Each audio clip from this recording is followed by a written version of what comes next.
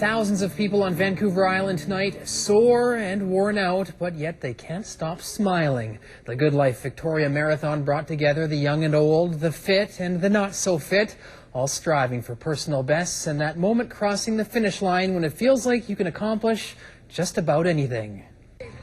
More than 13,000 people competed in 4 different events this morning. That is a record crowd for the marathon. Competitors in the big race, the full marathon, which is a qualifier for the Boston Marathon, left the starting line at 9 this morning. And the first to cross the finish line, last year's 4th place runner, Philip Samoei of Kenya, with a time of 2 hours and 23 minutes, followed by Esquimal's James Lander. For the women, former Victorian Catherine Jones, who now trains in Switzerland, crossed first after 2 hours and 52 minutes on a sometimes blustery course. It was so tough. The wind was very tough. All the way when we were coming back, it's so windy. I've never placed in the marathon here, so I'm living away overseas. It's really nice to do this at home. The course is beautiful as usual, and the conditions, luckily, after listening to the pounding rain last night, or the sun came out, it was fantastic. But, of course, the Victoria Marathon is about much more than the elite runners and their almost mind-boggling ability to pound the pavement for 42 kilometers in only 2.5 hours.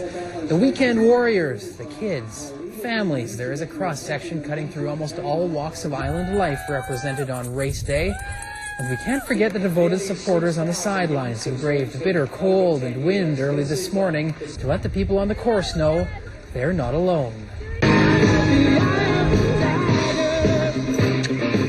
This soundtrack to the Victoria Marathon along Dallas Road near Clover Point is the work of Hilary Lovell, and she put some thought into it. I've got Remember the Titans, and I've got Rudy, and Eye of the Tiger, and U2 on there, all the good stuff. Good job, Jason! The one-woman cheering section is of course doing it for the runners, but also for her dad. My dad ran about 20 marathons, so I kind of keep the tradition on by cheering for other people now. It is that kind of support that lines the entire course, sometimes from total strangers and sometimes from best friends. She should be coming any minute now. We're so excited. It's Shelby's first marathon, and her friends came by to scream.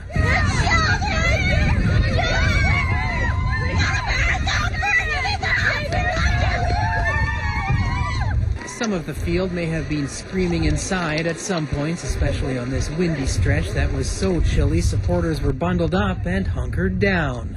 Cold, freezing cold. It's so cold. But the cool weather early in the race and the prospect of rain didn't even register for some runners who had their game face on at the starting line. Oh, it's going to clear up. I can tell it's going to be sunny by the time we finish, and it's not going to rain. I can tell that. And she was right. It was also under blue sky. The little runners took off in the Thrifty Foods Kids Run, and one parent stuck out from the rest, Olympic gold medalist Simon Whitfield, who proves he's nothing if not competitive. There's an Ontario race in Caledon that has 1,200 kids, so we're making grounds on them, and I think next year we could kind of hitch over, get those extra parents out with their kids, and we'll take on Caledon and see about the biggest kids race in Canada. And we want to congratulate. We do have one sight you likely won't see anywhere else. Michelle Morris and Oliver Hohurst just married and crossing a very symbolic finish line before they start a new race.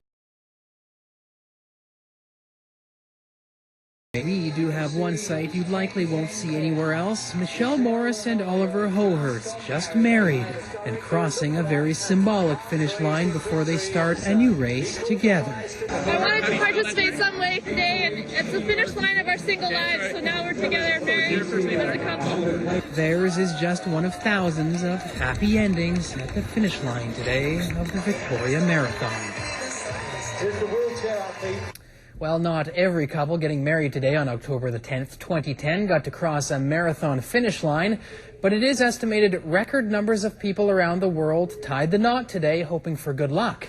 And many of them said, "I do" on Canadian